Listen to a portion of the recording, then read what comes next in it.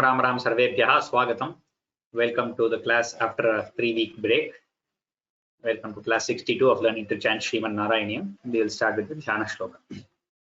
Gurureva gatirgurumeva bhaje gurunaiva sahasmi namo gurave na guroh paramam shishurasmi guroho matirasti gurau mama pahi guro Shrikanto matulo yasya janani sarvamangala janaka shankaro devastam vande kunjarananam पीताम्बरं करविराजित शंख चक्र कौमोदकी सरसिजं करुणा समुद्रं राधा सहायमति सुंदर मंदहासं वातालयेश मनिषं हृदि भावयामि.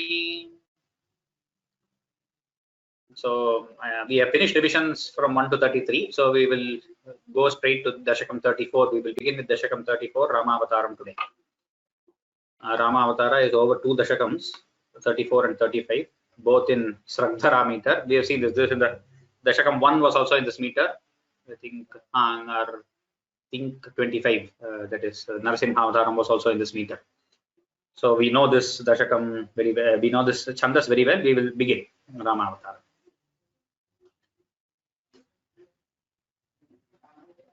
Girvanaihi Arthyamanaha Dashamukha Nidhanam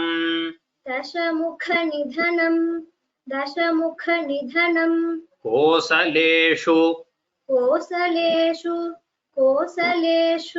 Rishyashringe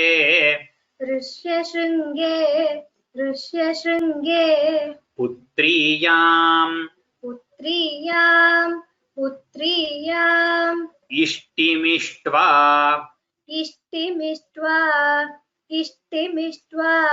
Dadushi Dasharatha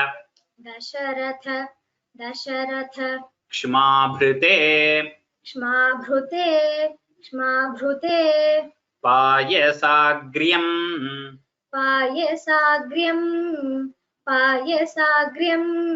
Tadbhuktya Tatpurandrishu Api Tisrishu Samam Jata Garbhasu Jataha Ramastvam Lakshmanena Swayamatha Bharatenapi Shatrughna namna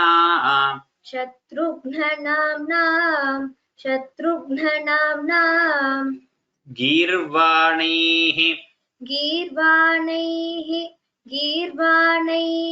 Arthyamanaha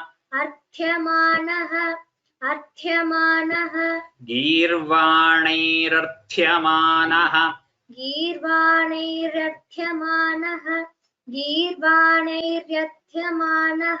Dashamukha Nidhanam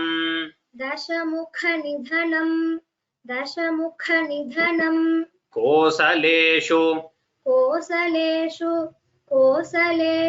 Rishyashringe Kosalesvrishya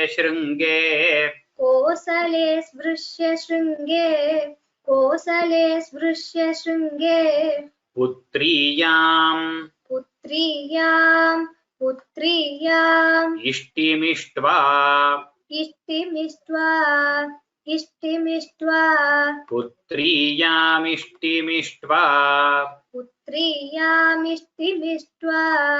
Putriyam Ishtimishva Dadushi Dasharatha Kshmabhrute दशरथक्ष्माभृते दशरथक्ष्माभृते पायसाग्र्यम् पायसाग्र्यम् पायसाग्र्यम् तद्भुक्त्या तद्भुक्त्या तद्भुक्त्या तत्पुरन्ध्रीषु तत्पुरन्ध्रीषु तत्पुरन्ध्रीषु तद्भुक्त्या तत्पुरन्ध्रीषु तद्भुक्त्या तत्पुरन्ध्रीषु तद्भुक्त्या तत्पुरन्ध्रीषु अपि तिसृषु समम् अपि तिसृषु समम् अपि तिसृषु समम् जातगर्भासु जातः जातगर्भासु जातः जातगर्भासु जातः रामस्त्वं लक्ष्मणेन रामस्त्वं लक्ष्मणेन रामस्त्वं लक्ष्मणेन स्वयमथ भरतेनापि स्वयमथ भरतेनापि स्वयमथ भरतेनापि शत्रुघ्ननाम्ना शत्रुघ्ननाम्ना गीर्वाणैरर्थ्यमानः गीर्वाणैरर्थ्यमानः दशमुखनिधनम्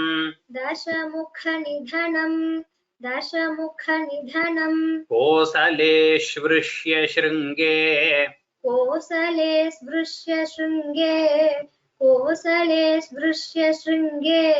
गीर्वाणैरर्थ्यमानो दशमुखनिधनं कोसले स्पृश्य शृङ्गे गीर्वाणैरथ्यमानो दशमुखनिधनं कोसले स्पृश्य शृङ्गे गीर्वाणैरथ्यमानो दशमुखनिधनं कोसले स्पृश्य शृङ्गे पुत्रीयामिष्टिमिष्ट्वा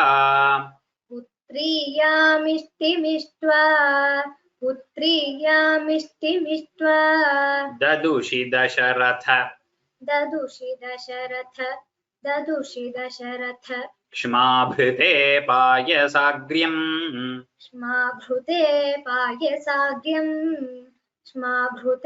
पायसाग्र्यम् पुत्रीयामिष्टिमिष्ट्वा ददुषि दशरथ क्ष्माभृते पायसाग्र्यम् पुत्रीयामिष्टिमिष्ट्वा ददुषि दशरथ क्ष्माभृते पायसाग्र्यम् पुत्रीयामिष्टिमिष्ट्वा ददुषि दशरथ क्ष्माभृते पायसाग्र्यम् तद्भुक्त्या तत्पुरन्ध्रीषु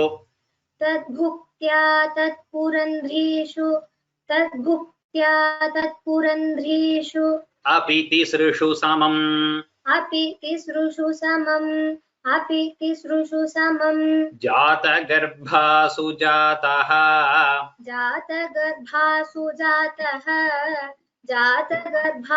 जातः तद्भुक्त्या तत्पुरन्ध्रीष्वपि तिसृषु समं जातगर्भासु जातः तद्भुक्त्या तत्पुरन्ध्रीष्वपि तिसृषु समं जातगर्भासु जातः तद्भुक्त्या तत्पुरन्ध्रीष्वपि तिसृषु समं जातगर्भासु जातः रामस्त्वं लक्ष्मणेन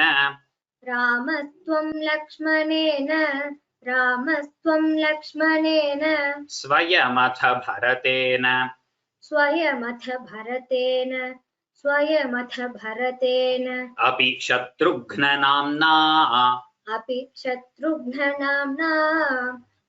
शत्रुघ्ननाम्ना रामस्त्वं लक्ष्मणेन स्वयमथ भरतेनापि शत्रुघ्ननाम्ना रामस्त्वं लक्ष्मणेन स्वयमथ भरतेनापि शत्रुघ्ननाम्ना रामस्त्वं लक्ष्मणेन स्वयमथ भरतेनापि शत्रुघ्ननाम्ना गीर्वाणैरथ्यमानो दशमुखनिधनं कोसले स्पृश्य शृङ्गे पुत्रीयामिष्टिमिष्ट्वा ददुषि दशरथक्ष्माभृते पायसाग्र्यम् तद्भुक्त्या तत्पुरन्ध्रीष्वपि तिसृषु समं जातगर्भासु जातः रामस्त्वं लक्ष्मणेन स्वयमथ भरतेनापि शत्रुघ्ननाम्ना।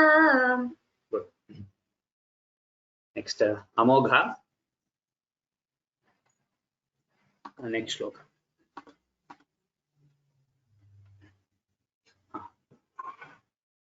कोदंडी कोदंडी कोदंडी कौशिकस्य कौशिकस्य कौशिकस्य क्रतुवरम् क्रतुवरम् क्रतुवरम् अवितुम् अवितुम् अवितुम् लक्ष्मणेन लक्ष्मणेन लक्ष्मणेन अनुयातः अनुजातः अनुजातः यातो भूः यातो भूः यातो भूः तातवाच तातवाच तातवाच मुनिकथित मुनिकथित मुनिकथित मनुद्वन्द्व मनुद्वन्द्व मनुद्वन्द्व शान्त शान्त शान्त अध्वखेदः अध्वखेदः अध्वखेदः नृणाम् नृणां नृणां त्राणाय बाणैः त्राणाय बाणैः त्राणाय बाणैः मुनिवचन मुनिवचन मुनिवचन बलात् बलात् बलात् ताटकाम् ताटकां ताटकां पाटयित्वा पाटयित्वा पाटयित्वा लब्ध्वास्मात् लब्ध्वास्मात् लब्ध्वास्मात् अस्त्रजालम् अस्त्रजालम् अस्त्रजालम् मुनिवनम् मुनिवनम् मुनिवनम् अगमो देव अगमो देव अगमो देव सिद्धाश्रमाख्यम् सिद्धाश्रमाख्यम् सिद्धाश्रमाख्यम् कोदण्डी कौशिकस्य कोदण्डी कौशिकस्य कोदण्डी कौशिकस्य क्रतुवरमवितुम् क्रतुवरमपितुम् क्रतुवरमपितुम् लक्ष्मणेन लक्ष्मणेन लक्ष्मणेन अनुयातः अनुजातः अनुजातः लक्ष्मणेनानुयातः लक्ष्मणेनानुजातः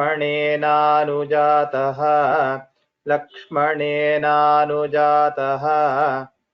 यातो भूः यातो भूः यातो भूः तातवाच तातवाच तातवाच यातो भूस्तातवाच यातो भूस्तातवाच यातो भूस्तातवाच मुनिकथित मुनिकथित मुनिकथित मनुद्वन्द्व मनुद्वन्द्व मनुद्वन्द्व शान्ताध्वखेदः शान्ताध्वखेदः शान्ताध्वखेदः मुनिकथित मनुद्वन्द्व शान्ताध्वखेदः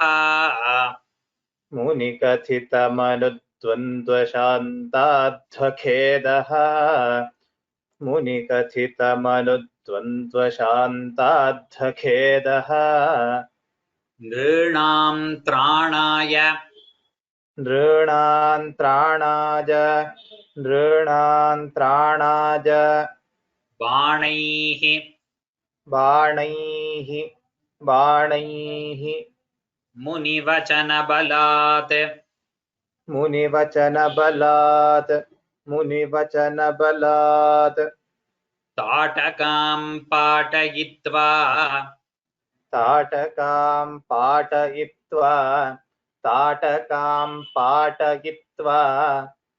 लब्ध्वास्मात् लब्ध्वास्मात् अस्त्रजालम्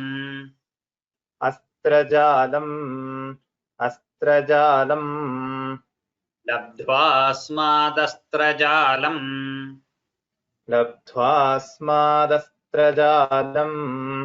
लब्ध्वास्मादस्त्रजालम् मुनिवनमगमः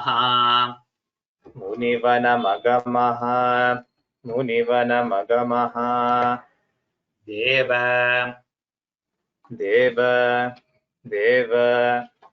सिद्धाश्रमाख्यम् सिद्धाश्रमाख्यम् कोदण्डीकौशिकस्य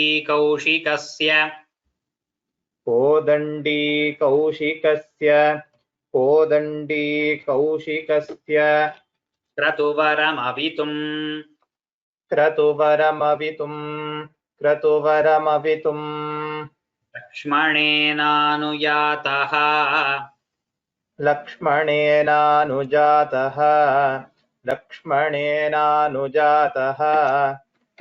यातो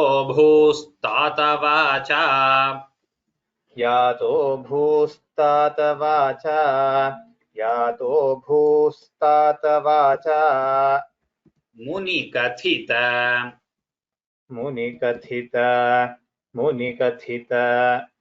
मनुद्वन्द्वशान्ताध्वखेदः मनुद्वन्द्वशान्ताध्वखेदः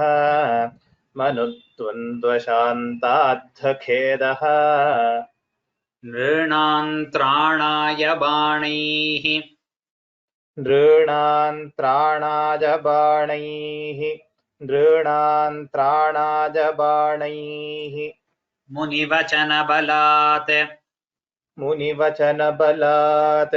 मुनिवचनबलात् ताटकां पाटयित्वा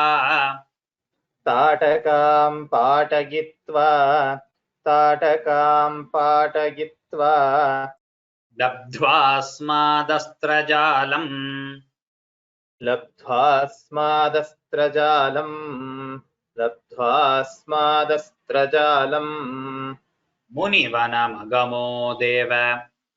मुनिवनमगमो देव सिद्धाश्रमाख्यम्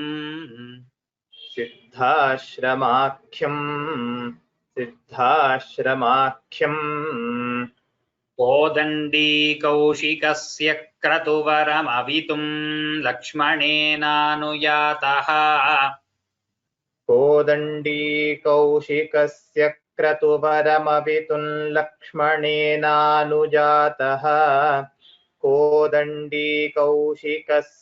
क्रतुवरमवितुं लक्ष्मणेनानुयातः यातो भूस्तातवाचा मुनिकथितमनुद्वन्द्वशान्ताध्वखेदः यातो भूस्तातवाचा मुनिकथितमनुद्वन्द्वशान्ताध्वखेदः नृणान्त्राणाय बाणैर्मुनिवचनबलात् ताटकां पाटयित्वा नृणान्त्राणाय बाणैर्मुनिवचनबलात् ताटकां पाटयित्वा पलाययित्वा नृणान्त्राणाय बाणैर्मुनिवचनबलात् ताटकां पाटयित्वा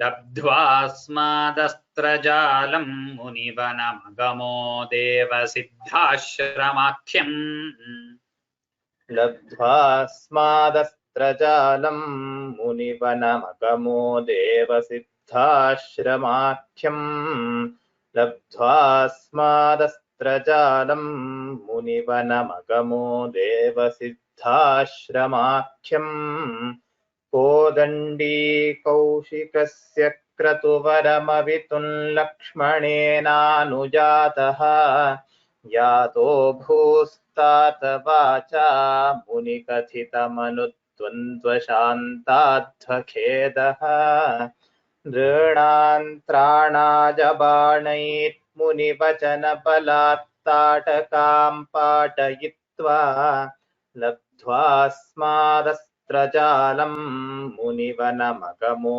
देवसिद्धाश्रमाख्यम्. Good. So a few people have doubt in the third line. Nrunam is the dirgha rikara only. Nrunam only then chandas will fit. Both are fine. Nrunam, both forms are grammatically correct, but for this shloka, only Nrunam will fit properly. Shloka 3. Who was supposed to say? Arjuna, Harshita, I forgot. You can unmute yourself.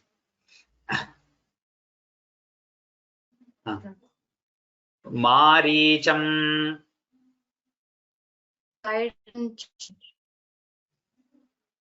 Harshita?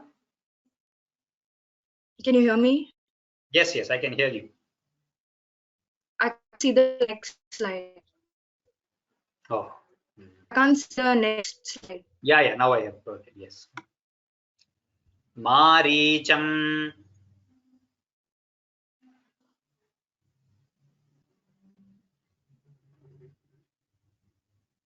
I can't hear you. Arjun? Maricham. Dravayitva.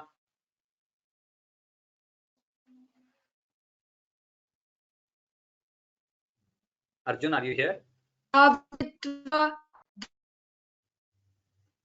Your connection is very spotty, Rishita.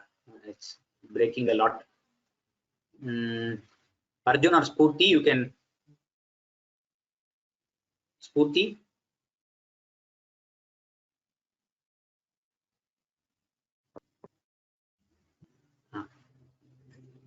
Maricham. Maricham. Oh, sorry. Okay, both of you. Okay. Spurti. Maricham. Dravayitva.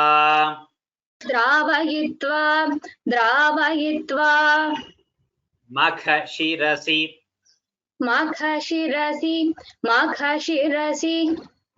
Sharaihi. Anyarakshamsi.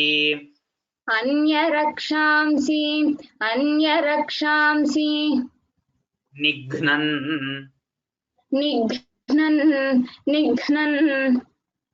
Kalyam.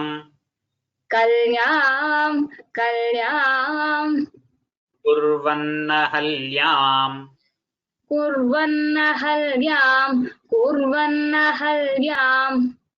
Pathi padarajasa.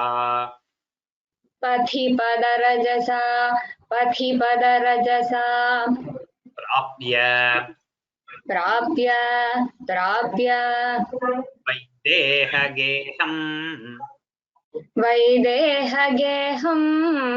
Vaidehageham. Bhindanaha.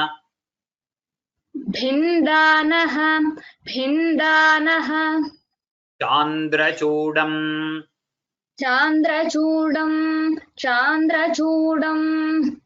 Dhanuhu.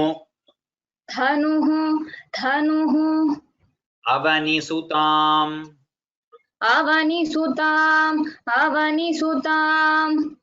Indirameva. इन्दिरामेव इन्दिरामेव लब्ध्वा लब्ध्वा लब्ध्वा राज्यं राज्यं राज्यं प्रातिष्ठथाः प्रातिष्ठताः प्रातिष्ठताः था था बहुत महाप्राण प्रातिष्ठथाः प्रातिष्ठताः प्रातिष्ठताः त्वन्त्रिभिरपि त्वन्त्रिभिरपि त्वन्त्रिभिरपि च समं च समं भ्रातृवीरैः भ्रातृवीरैः भ्रातृवीरैः सदारैः सदारैः सदारैः मारीचन्द्रावयित्वा मारीचन्द्रावयित्वा मारीचन्द्रावयित्वा मखशिरसि शरैः मखशिरसि शरैः मखशिरसि शरैः अन्यरक्षांसि निघ्नन् अन्यरक्षांसि निघ्नन् अन्यरक्षांसि निघ्नन् कल्यां कुर्वन्नहल्याम् कल्यां कुर्वन्नहल्यां पथि पदरजसा पथिपदरजसा प्राप्य वैदेहगेहम् प्राप्य वैदेहगेहम् भिन्दानश्चान्द्रचूडम् भिन्दानश्चान्द्रचूडम् धनुरवनिसुताम् धनुरवनिसुताम् इन्दिरामेव लब्ध्वा इन्दिरामेव लब्ध्वा राज्यं प्रातिष्ठथास्त्वम् राज्यं प्रातिष्ठथास्त्वम्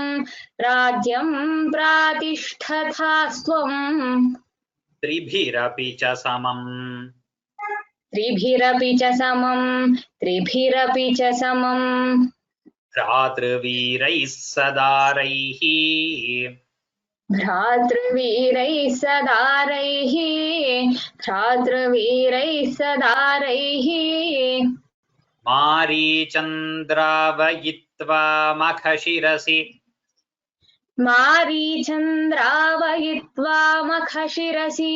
मारीचन्द्रावयित्वा मखशिरसि शरैरन्यरक्षांसि निघ्नन्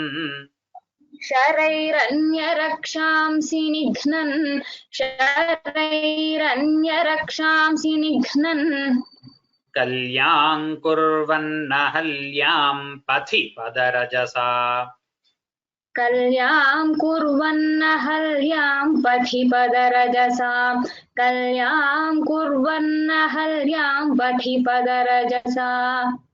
प्राप्य वैदेहगेहम्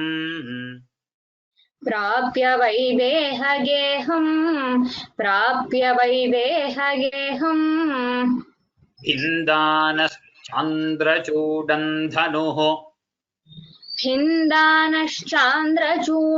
धनुः भिन्दानश्चान्द्रचूडम् धनुः अवनिसुतामिन्दिरामेव लब्ध्वा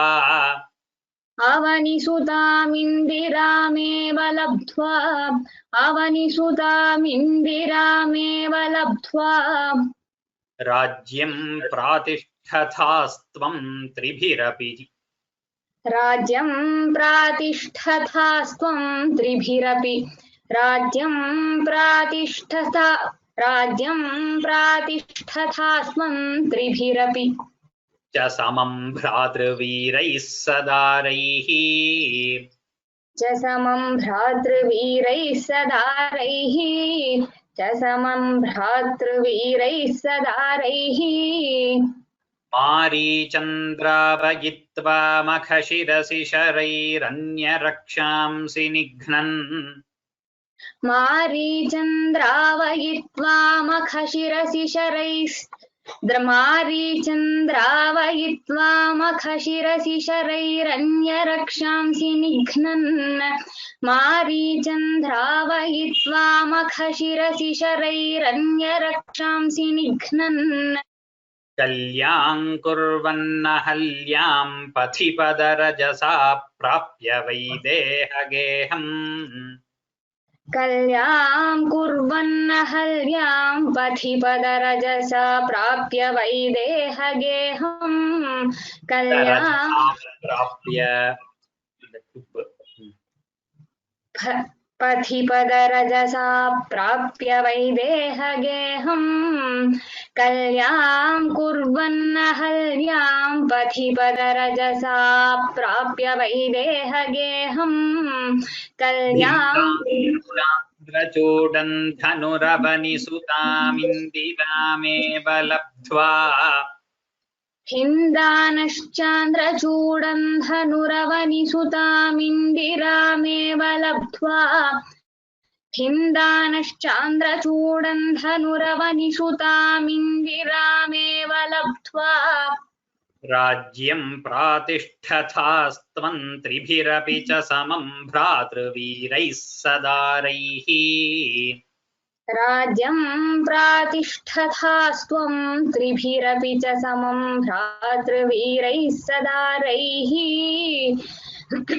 राज्यं प्रातिष्ठथास्त्वं त्रिभिरपि च समं भ्रातृवीरैः सदारैः मारीचन्द्रावयित्वा मखशिरसि शरैरन्यरक्षांसि निघ्नन् कल्यां कुर्वन्नहल्यां पथिपदरजसा प्राप्य वैदेहगेहम् हिन्दानश्चान्द्रचूडं धनुरवनिसुतामिन्दिरामेव लब्ध्वा राज्यं प्रातिष्ठथास्त्वं त्रिभिरपि च समं भ्रातृवीरैः सदारैः Good.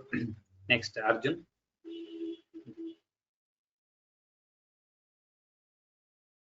आरुन्धाने आरुन्धाने आरुन्धाने रुषान्धे रुषान्धे रुषान्धे भृगुकुल भृगुकुल भृगुकुल तिलके तिलके तिलके संक्रमय्य संक्रमय्य संक्रमय्य स्वतेजः त्वतेजः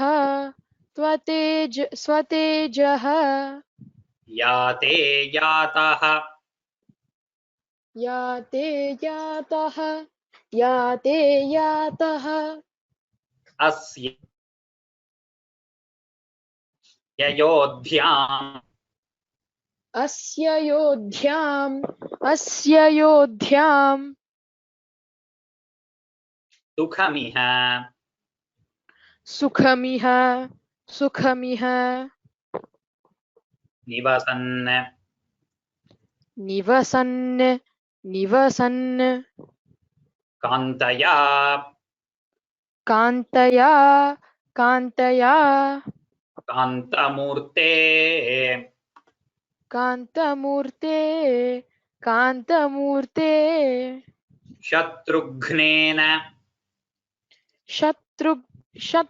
शत्रुघ्नेन शत्रुघ्नेन एकदाथो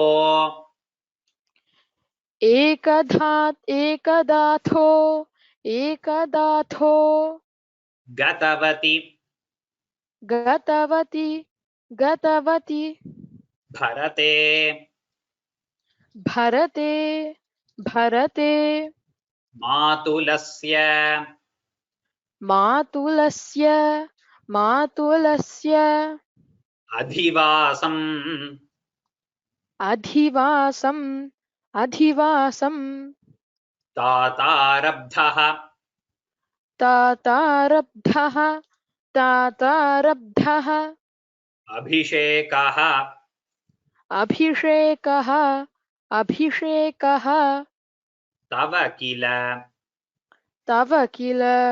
तव किल विहतः विहतः विहतः केकयाधीश केकयाधीश केकयाधीश पुत्र्या पुत्र्या पुत्र्या आरुन्धानेरुषन्धे आरुन्धानेरुषान्धे आरुन्धानेरुषान्धे भृगुकुलतिलके भृगुकुलतिलके भृगुकुलतिलके सङ्क्रमय्यस्वतेजः सङ्क्रमय्यस्वतेजः सङ्क्रमय्यस्वतेजः याते यातोऽसि याते यातोऽसि याते यातोऽसि अयोध्याम् अयोध्याम् अयोध्याम् याते यातोऽस्ययोध्याम् याते यातोऽस्ययोध्याम् याते यातोऽस्ययोध्याम् सुखमिह निवसन् सुखमिह निवसन् सुखमिह निवसन् कान्तया कान्तमूर्ते कान्तया कान्तमूर्ते कान्तया कान्तमूर्ते शत्रुघ्नेन शत्रुघ्नेन शत्रुघ्नेन एकदाथो एकदाथो एकदाथो शत्रुघ्नेनैकदाथो शत्रुघ्नेनैकदाथो शत्रुघ्नेनैकदाथो गतवति भरते गतवति भरते गतवति भरते मातुलस्याधिवासम्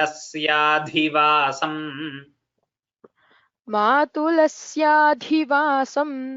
मातुलस्याधिवासम् तातारब्धोऽभिषेकः तातारब्धोऽभिषेकः तातारब्धोऽभिषेकः तव किल विहतः तव किल विहतः तव किल विहतः केकयाधीशपुत्र्या केकयाधीशपुत्र्या केकयाधीशपुत्र्या आरुन्धानेरुषान्धे भृगुकुलतिलके सङ्क्रमय्यस्वतेजः आरुन्धानेरुषान्धे भृगुकुलतिलके संक्रमय्यस्वतेजः आरुन्धानेरुषान्धे भृगुकुलतिलके संक्रमय्यस्वतेजः याते यातोऽस्ययोध्याम् सुखमिह निवसन् कान्तया कान्तमूर्ते याते यातोऽस्ययोध्याम् सुखमिह निवसन् कान्तया कान्तमूर्ते याते यातोऽस्ययोध्याम् सुखमिह निवसन् कान्तया कान्तमूर्ते शत्रुघ्नेनैकदाथो गतवति भरते मातुलस्याधिवासम् शत्रुघ्नेनैकदाथो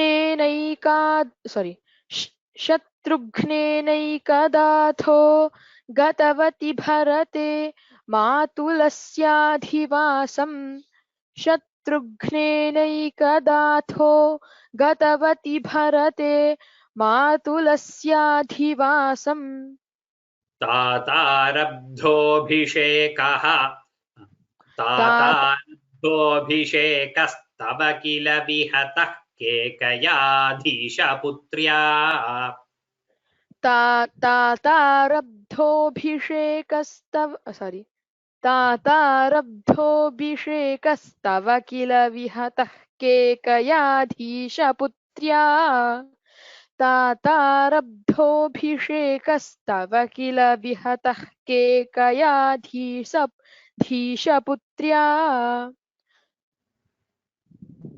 आरुन्धानेरुषान्धे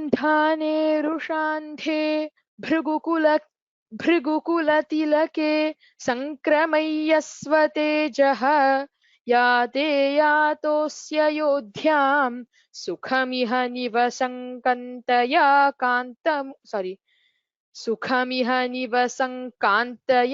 कान्तमूर्ते शत्रुघ्नेनैकदाथो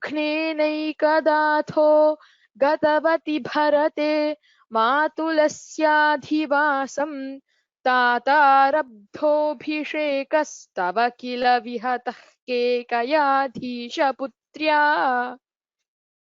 गुड श्लोका 5 ऋषिता तातोक्त्या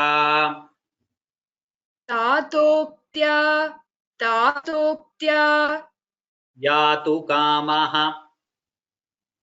यातु कामः वनम् वनम् अनुजवधू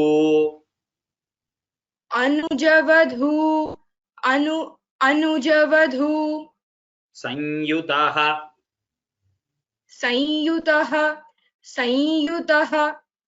चापधारः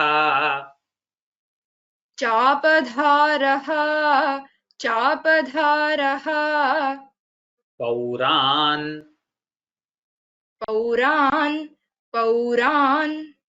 आरुध्य मार्गे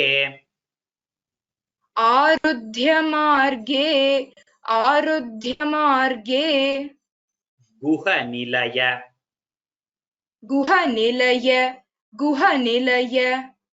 गतस्त्वम् गतस्त्वं जटाचीरधारी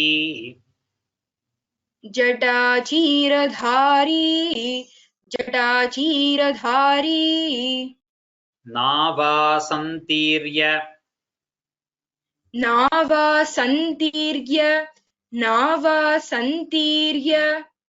गंगाम् अधिपदवि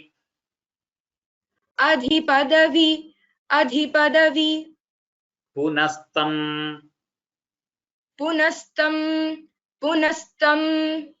भरद्वाजम्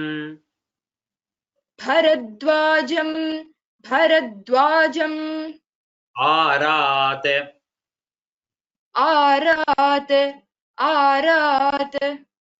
नत्वा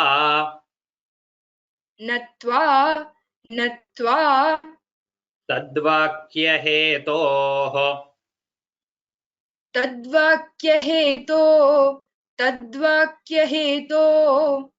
हेतोः विसर्ग when we split हेतोः तद्वाक्यहेतोः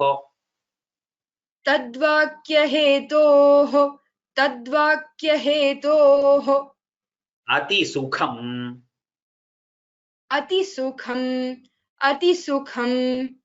अवसः चित्रकूटे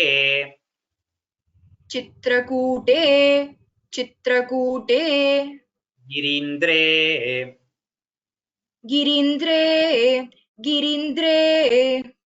तातोक्त्या यातु कामः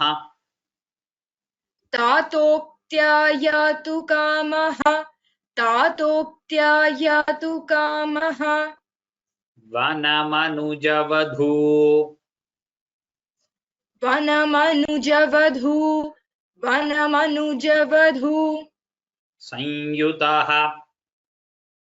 संयुतः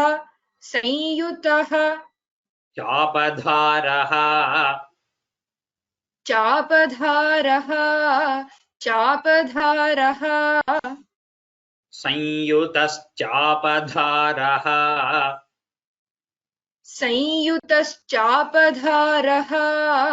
संयुतश्चापधारः पौराणारुध्य मार्गे पौराणारुध्य मार्गे पौराणारुध्य मार्गे गुहनिलयगतः गुहनिलयगतः गुहनिलयगतः त्वञ्जटाचीरधारी त्वञ्जटाचीरधारी त्वञ्जटाचीरधारी नावासन्तीर्य गङ्गाम् नावासन्तीर्य गङ्गाम् नावासन्तीर्य गङ्गाम् अधिपदविपुनस्तम् अधिपदविपुनस्तम् अधिपदविपुनस्तम् भरद्वाजमारात् भरद्वाजमारात् भरद्वाजमारात् नत्वा तद्वाक्यहेतोः नत्वा तद्वाक्यहेतोः नत्वा तद्वाक्यहेतोः अतिसुखमवसः अतिसुखमवसः अतिसुखमवसः चित्रकूटे गिरीन्द्रे चित्रकूटे गिरीन्द्रे चित्रकूटे गिरीन्द्रे तातोक्त्या यातु कामः तातोक्त्या यातु कामः तातोक्त्या यातु कामः वनमनुजवधू संयुतश्चापधारः वनमनुजवधू संयुतश्चापधारः वनमनुजवधू संयुतश्चापधारः तातोक्त्या यातु कामो वनमनुजवधू संयुतश्चापधारः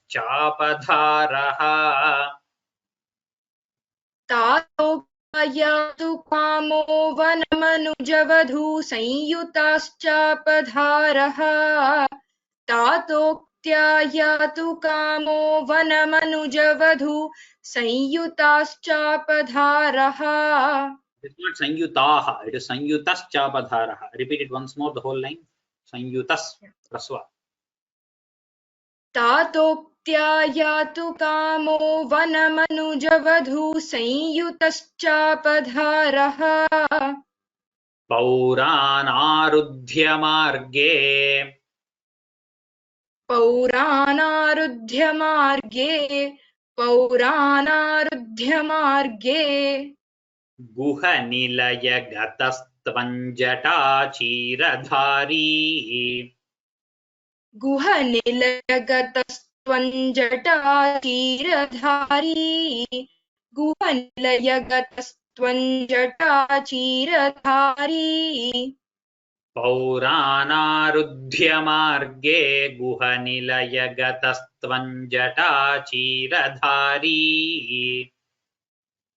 पौराणारुध्य मार्गे गुहनिलयगतस्त्वञ्जटाचीरधारी पौराणारुध्य मार्गे गुहनिलयगतस्त्वञ्जटाचीरधारी नावासन्तीर्य गङ्गाम् नावासन्तीर्य गङ्गाम् नावासन्तीर्य गङ्गाम् अधिपदविपुनस्तं भरद्वाजमारात्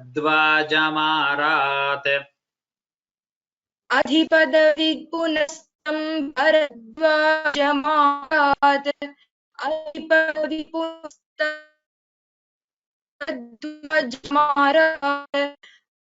भरद्वाजमारात् गङ्गामधिपदविपुनस्तं भरद्वाजमारात्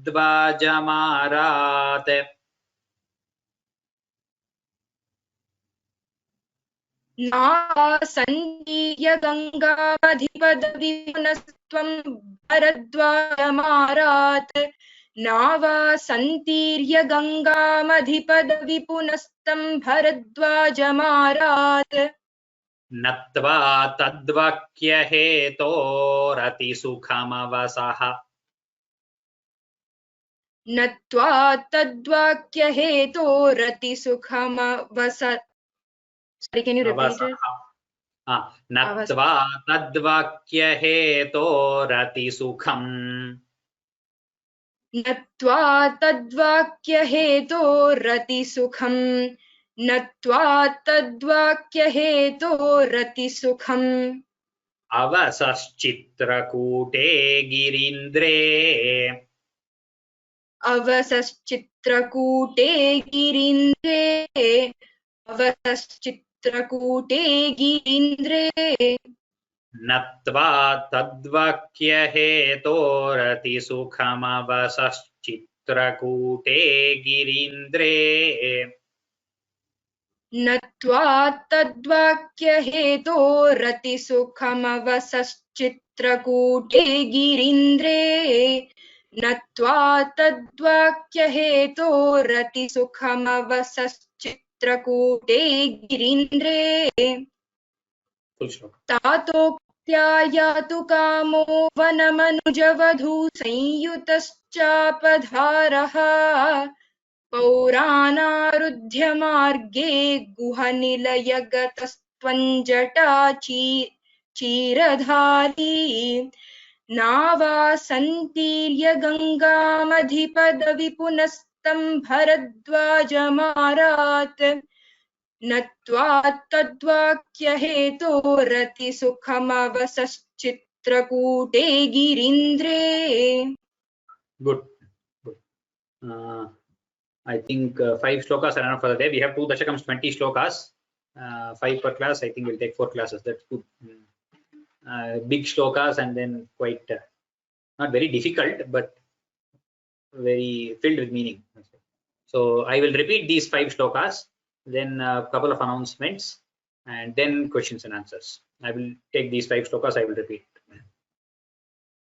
गीर्वाणैरर्थ्यमानो दशमुखनिधनं कोसलेश्वृष्य शृङ्गे पुत्रीयामिष्टिमिष्ट्वा ददुषि दशरथक्ष्माभृते पायसाग्र्यम् तद्भुक्त्या तत्पुरन्ध्रीष्वपि तिसृषु समञ्जातगर्भासु जातः रामस्त्वं लक्ष्मणेन स्वयमथ भरतेनापि शत्रुघ्ननाम्ना कोदण्डी कौशिकस्य क्रतुवरमवितुं लक्ष्मणेनानुयातः यातो भूस्तातवाचा मुनिकथितमनुद्वन्द्वशान्ताध्वखेदः नृणान्त्राणाय बाणैर्मुनिवचनबलात् ताटकां पाटयित्वा लब्ध्वास्मादस्त्रजालं मुनिवनमगमो देवसिद्धाश्रमाख्यम् मारीचन्द्रावयित्वा मखशिरसि शरैरन्यरक्षांसि निघ्नन् कल्याङ्कुर्वन्नहल्यां पथिपदरजसा प्राप्य वैदेहगेहम् भिन्दानश्चान्द्रचूडं धनुरवनिसुतामिन्दिरामेव लब्ध्वा राज्यं प्रातिष्ठथास्त्वं त्रिभिरपि च समं भ्रातृवीरैः सदारैः आरुन्धानेरुषान्धे भृगुकुलतिलके सङ्क्रमय्यस्वतेजः याते यातोऽस्य योध्यां सुखमिह निवसन् कान्तया कान्तमूर्ते शत्रुघ्नेनैकदाथो गतवति भरते मातुलस्याधिवासम्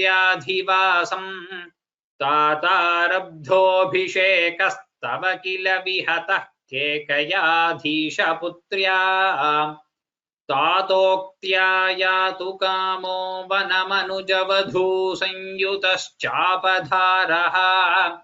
पौरानारुध्य मार्गे गुहनिलयगतस्त्वञ्जटाचीरधारी नावासन्तीर्य गङ्गामधिपदविपुनस्तं भरद्वाजमारात् नत्वा तद्वाक्यहेतोरतिसुखमवसश्चित्रकूटे गिरीन्द्रे. So that is today. So the announcements, we have 2-3 points to discuss. So one is thank you all for all the best wishes during the marriage and all the ashirvadams, all the well wishers all across the world. You have sent different kinds of presents through different ways. I will not be taking names now, and I cannot say I am grateful also as a guru sitting here. It is all the blessings of Guru Vairappan and all the elders that I have such we have such dedicated students and such lovely set of people. So we are honored to receive all such blessings and wishes from all of you. Different, you would have seen many other things, and many of you have sent personal gifts also directly to my address and many other things. Thank you all for all of that. Coming back to the class, we shall have the memorization tests, and memorization test 1 is pending. So 26 to 30 is pending, which I will send a mail this week with the slots and as usual the Google Forms and so on. I will send you the mail this week. The lectures for 26 to 30 also, and again till 35 also will get over. Probably I will have it from next Sunday. 2-3 lectures we need. I think 4 lectures itself will be required to complete till 35. So I shall intimate that also over the course of the next week. Maybe next class also I will intimate that. Basically, those who are participating memorization test, again buckle up, and you have had a break for 3 weeks and revisions. So I revise 26 to 30 quickly, and then go ahead to 34 till 35 also, because that will come quickly because we have had a break in between. So that is basic announcements. Any other questions that anyone has, we can take some questions. Next class we will have revision, and then as usual we'll continue from next class again. You can raise your hands if you have questions.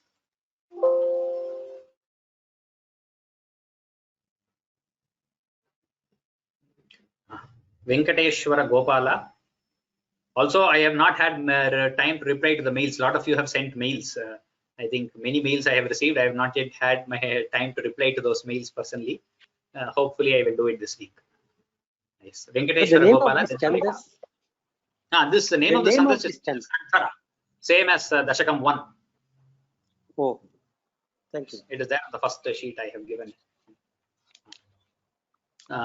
Sulekha, then V. Shivaraman.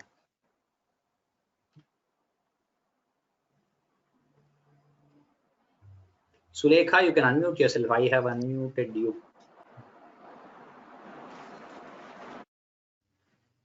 Okay, V. Shivaraman. Ram. No, you. The Devanagari script for the Jatakams beyond 30, has it been uploaded? Because I am trying to. Yes, I will update it this week. Okay, thank you, Guruji. Thank you. Thank you for reminding. Sulekha.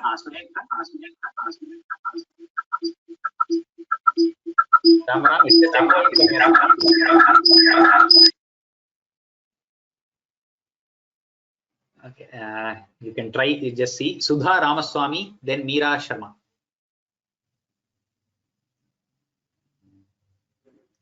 Sudha Ramaswamy or Meera Sharma, you can unmute yourselves.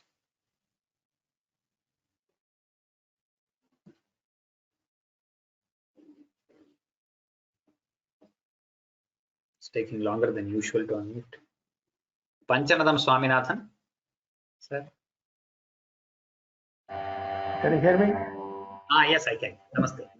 First of all, congratulations. Am I right in saying that the first panelist is the newlywed wife of you? The first panelist? Yeah. Yes. Nice to know that she's being supported. And second, this Ramayana Charitam, Yes. is that following the kind of Sakshepa Ramayana or Valmiki or Bhagavatam? Is there any differences in the content? Bhattatri has followed the original Valmiki, I would say, to the most extent, because he has included some instances that are not there in Srimad Bhagavatam also. Srimad Bhagavatam, Ramayana is there in two adhyayas, and some instances are missed, whereas Bhattatri has brought in many more things also. But mostly, it's very much, Bhagavatam, Ramayana is also not very different. It's exactly the same story. So Bhattatri is inimitable style he has got in many other things. So during the lectures we will see. However, he may not have any reference to Uttarama. Huh? He may not refer to Uttarakandam after the Ramas sending. No, he does refer. Both Bhagavatam and Bhattatri, both of them deal with Uttarakandam in detail. He has 3 shlokas for Uttarakandam, which is quite a lot in 20 shlokas. Yeah, it sounds very beautiful, this meter. Even though Yes. it's a little long one. 7 pause is very nice. And of course, the lyrics is very beautiful too. Correct. Thank you for introducing the story. Dhanyavad. Ram Ram. Meera Sharma, you can unmute yourself. I have unmuted you. If not, we will end today's class if you're not able to unmute. Sarvebhyo namaskaraha. यतो ममात्मा भवसित्वमेव ततो न वाच्यं मम किञ्चिदस्ति यथा तवेष्टं कुरु मां तथैव त्वामात्मनाथं रमणं भजामि। राम राम राम सर्वेभ्यः शुभरात्रिः। अग्रिमसप्ताहान्ते द्रक्ष्यामः।